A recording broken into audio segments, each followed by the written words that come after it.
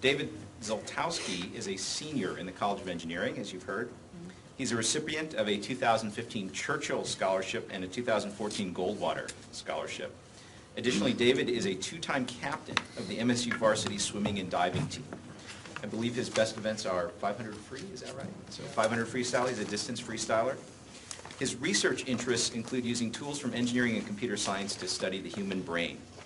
After graduating from MSU, David will pursue a Master of Philosophy in Engineering at Cambridge, and afterwards a PhD in Electrical and Computer Engineering at Carnegie Mellon.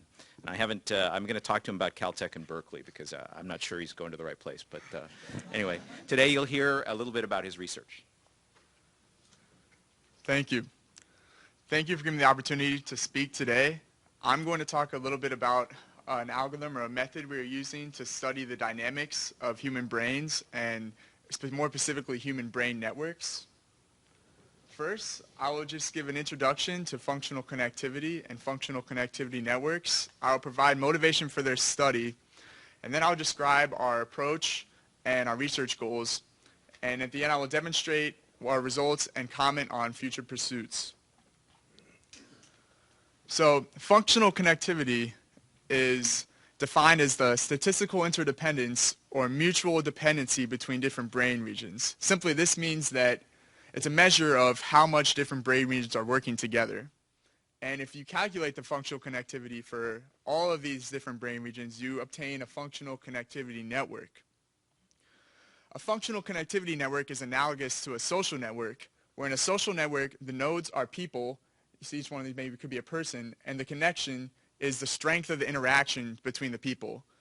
In a functional connectivity network, the nodes are different areas of the brain, and the connection is how much these different brain areas are interacting. So functional connectivity networks are interesting for multiple reasons. First, evidence suggests that cognition arises from large-scale brain networks and their activity.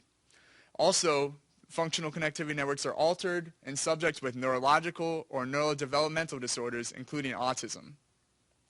Traditionally, functional connectivity networks have been studied statically over an entire recording period, but we are interested in studying them over how they change over time.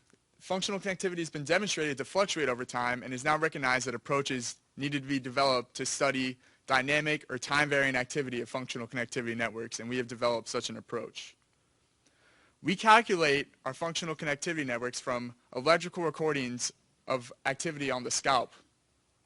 And we did this for many different subjects.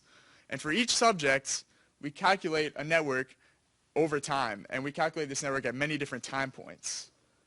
The goals of our research are to identify events or time intervals in which the brain's networks are relatively constant, and then to describe those events.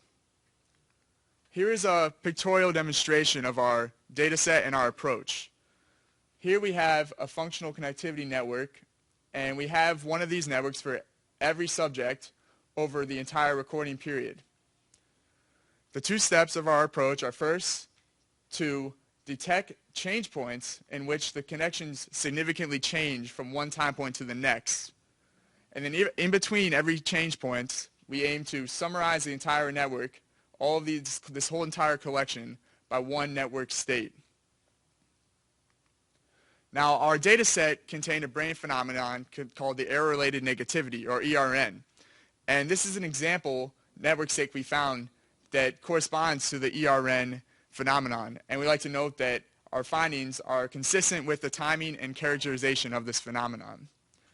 Currently, we are only considering network states one at a time, so the brain can only be in one network state at a time. However, in the future, we would like to consider overlapping network states. I would just like to thank and briefly acknowledge my faculty advisor, Dr. Selena Aviente, for her role in this research. And I'll finish with this quote from President Barack Obama describing the BRAIN Initiative. "We have a chance to improve the lives of not just millions, but billions of people on this planet through the research that's done in this BRAIN Initiative alone. It's going to require us as a country to embody and embrace that spirit of discovery that is what made America, America." Thank you for giving me the opportunity to speak today, and as administrators of the university for supporting brain research and embracing that spirit of discovery. if you have any questions, I'll be happy to try and answer them. Thank you, David. Any questions, comments? Thank you. Thank you very much, David. Thank you.